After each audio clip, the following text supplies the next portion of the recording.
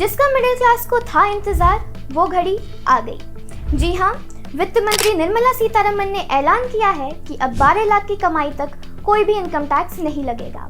अब तक ये सीमा 7 लाख थी, अब इसे 5 लाख और बढ़ा दिया गया है। वित्त मंत्री ने टैक्स दरों में भी बदलाव किया है। उन्होंने बताया है कि 4 लाख तक की टैक्सेबल कमाई पर कोई टैक्स नहीं लगेगा।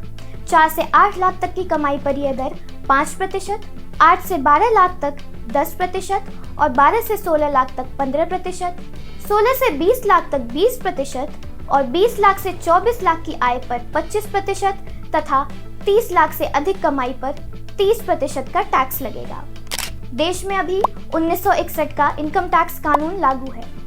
बजट 2020 में सरकार ने इसी कानून के तहत एक नई टैक्स रिजीम लागू की थी, लेकिन जुलाई 2024 में पेश किए गए बजट में सरकार ने साफ कहा था कि देश में इनकम टैक्स कानून को बदलने की जरूरत है। इसके लिए एक समीक्षा कमेटी बनाई गई थी।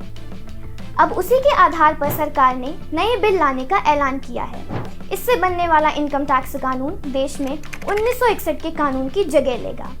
कांग्रेस के नेतृत्व वाले यूपीए के तहत आयकर छूट में 2005 में 1 लाख से 2012 में 2 लाख तक की धीमी वृद्धि देखी गई थी, लेकिन 2014 में मोदी सरकार के सत्ता संभालने के बाद से छूट की सीमाएं आसमान छू गई हैं, जिससे करदाताओं को बड़ी राहत मिली है।